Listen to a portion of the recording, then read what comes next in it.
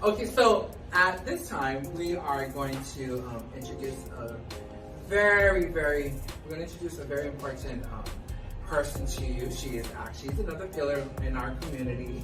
She's out there, she's visible. She is the Imperial Sovereign Court of Hawaii founder. She has numerous community member titles. She's also was part of the Glade era, so we're going to bring her on, ladies and gentlemen. Everybody, focus your attention towards the fabulous, and let's meet her. This is Charmaine Lee Anderson. Oh.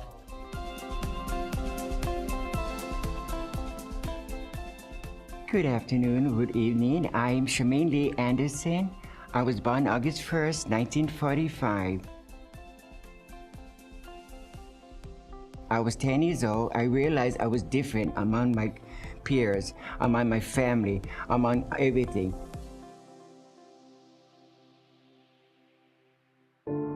I was raised in the low-income homes, and it was really pretty hard on me because the people didn't understand what I was going through. My grandmother is the one that took care of me. She was the pure Hawaiian lady who understand what I was going through. But our uncle, my auntie, they didn't understand, so I used to hit me, slap me, because I had a hard life as a boy. And of course, it was really difficult in the 50s and in the 60s. Well, in high school, it was really difficult. I mean, really. And I hang around with most of the girls and whatnot, and they couldn't understand why I was hanging around with girls and everything. And there was a couple, at that time, there wasn't known as transy, there was known as mahu. And so we just call us, hey, mahu, what you doing? Hey, queer. And I just ignore them and walk away from everybody or whatnot. Well, after McKinley High School, I ran away from home. I was 18, I was going on 18 years old. So I left home and lived with some of the, what's it called, queens. And well, they call it trans now, but at the time we used to call ourselves queens and everything. I used to live with them, trying to practice with makeup, to dress as a woman and dress as a girl. And the only bar at that time, it was Yappy's on Kapahulu. And by whole, they used to throw tomatoes at me, throw water at me, throw eggs at me, because I was standing right next to the bar where all the mahus used to hang out and everything like that. So I just leave it alone and went back to the quarter that I used to live with the queens. And they said, I don't think I can do this because I don't want to be getting licking or hit or anything like that. But there was an opening at that time for the Glade show. And the Glade show was the famous Boys Will Be Girls Review, female impersonators. And I went there at the age of 19. And of course, I used to stand outside and watch all these beautiful queens walk out of the bar onto the street. And it was really like amazing to see them all beautiful and dressed up. And I wanted to be one of them. So at the age of 20, there was an audition at the Glades. So I applied for the Glades and everything, and then I got in. After the show, I used to sneak out and walk down the street, and there was a cop saw me. And at that time, it was really difficult because you had to wear a sign saying, I am a boy. So you wouldn't be deceiving the public as what the law was and whatnot. And I did have my sign on the way walking down, and there was a limitation between Maunakea Street and River Street where the girls used to hang around. Anything beyond, it was not welcome for the queens to walk. But I happened to just stroll around and went down to Nu'uwano, which is like a block away from Maunakea Street. And oh, by behold, the cops saw me and they beat the shit out of me, honey. I mean, I had the dirtiest licking, because I was dressed as a girl and I was a boy. I got arrested, I went to jail, and then the judge faced me and asked me a question, why do you dress as a girl? And I said, because that is my prerogative. That's the way I wanted to live. I wanted to become a woman in the future, and this is why I dress as a girl. I mean, it was unbelievable. I mean, the way the law it was in the 50s and in the 60s. Fought in court about our identity. Queens was getting beaten up. Queens was getting arrested. I mean, it was unreal.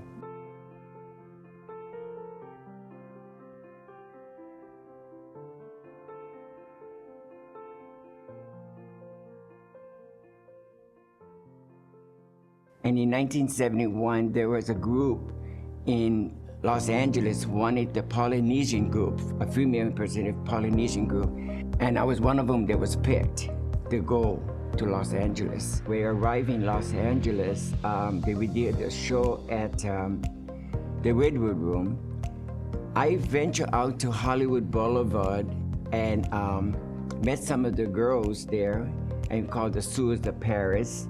Some of these girls, I didn't understand, some of these girls said, there's a contest coming up, an emperor and empress title. I ran that year at Ciro's nightclub in Sunset Boulevard. But I became the first runner-up, and I was known as Princess. So as I got involved with the court system there, I found that there was a lot of good things about this Imperial court that I've learned. They will go out and help the people that is not fortunate, like the gays.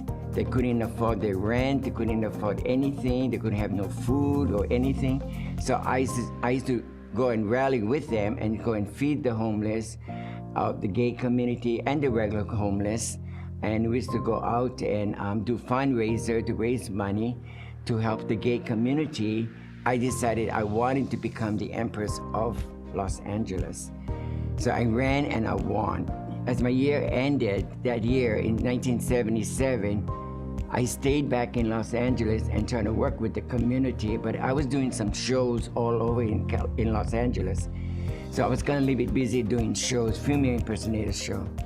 And then in 1979, I decided to come back home to Hawaii that I missed so much for many, many, many years. As I got back home in 1979, I realized how different Hawaii looked. The Glades was no longer the Glades. I mean, it was falling apart when I walked into the Glades, and it was saddening for me because that's where I was performing 10 years ago, you know, and I really felt hurt, I felt sorry. I saw the girls who was coming out, and they were beautiful girls and everything like that. I said, now, what can I do to help these girls and community out? So in 1979, I started drawing a plan of having the Emperor and Empress Ball here in Hawaii. But in order to do that, you need to go back to the mainland and get the franchise. You need to talk to them. Why is the reason that Hawaii should have an emperor and empress? It's for the gay community. It was a lot of work. And so I went to Los Angeles. I spoke with Empress LaRae at that time and Empress Nicole the Great, who was very powerful in the court system. Then I need to go to Mama Jose, who is the grandmother of all courts, of the Imperial Court, and they gave me their approval. So as I got back home, I had to make a plan how I'm going to do this so people will understand what is the Emperor and Empress, or what is the Imperial Court of Hawaii.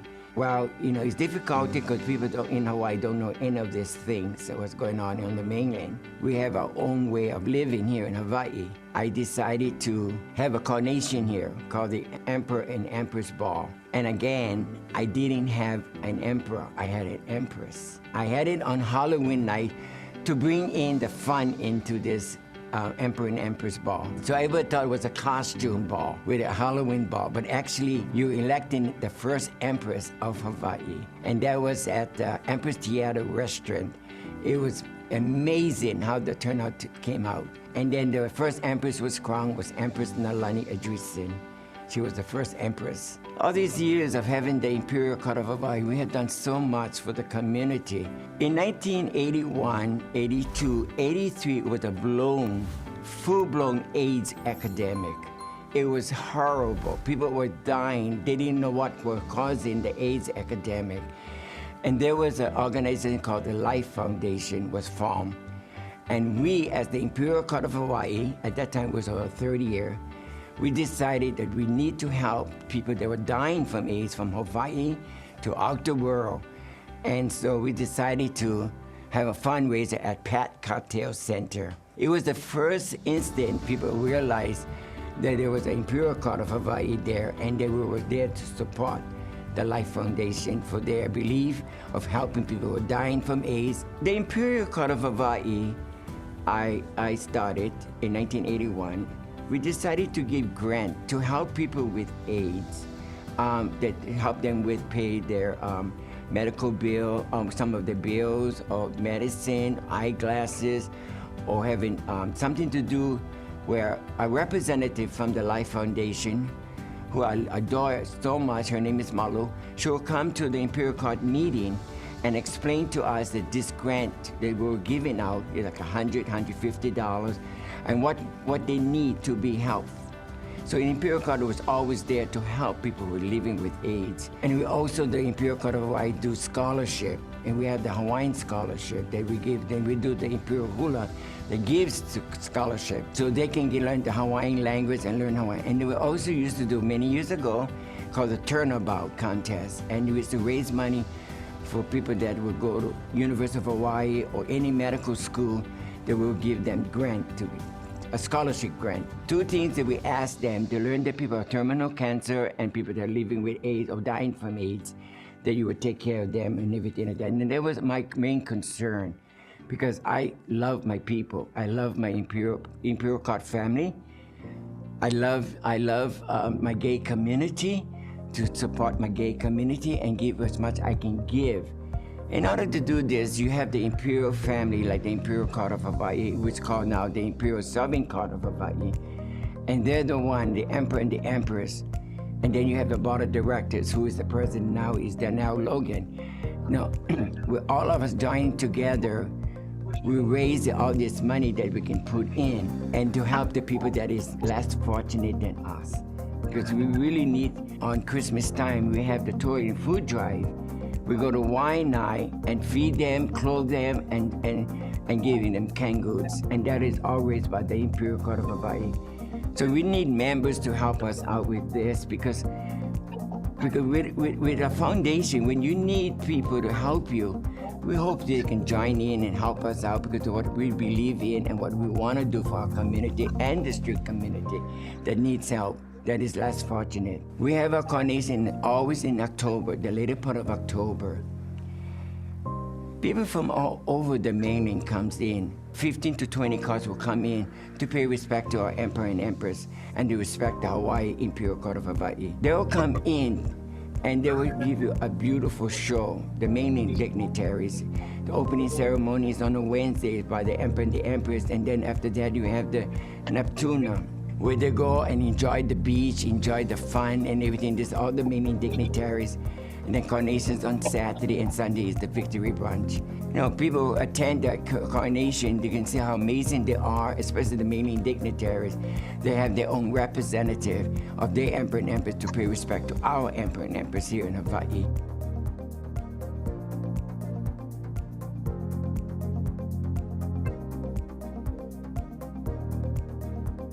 But because of my age, it's getting to me right now. You have the new generation that is coming up, and they are phenomenal, and they are so well educated. They will take over my legacy, and that's what I really want them to understand, what the Imperial Southern Court is all about, what is the Emperor and Empress, what is my goal. To all the people that is out there that needs help, that is less fortunate than we are, we thank God for what we got today. I thank God to give me a beautiful Imperial family that loves me, that cares for me, and respect me. And to the parents out there, if your family, if one of your kids are gay, you gotta understand that you gotta love them, you gotta care for them, you gotta support them, believe in them, because they will do good. There's a lot of doors that's open for our community, our people, our love, our gay community. And that's what we need. And as the years go by, maybe I won't be here that long, like 20, 30 years from now, the gay community will be strong and better because they will have people in politics, they will have people running for all kind of office. And that's just what the beauty of the Imperial Court of Hawaii to the gay community, that we can venture on and help the people that are less fortunate than us.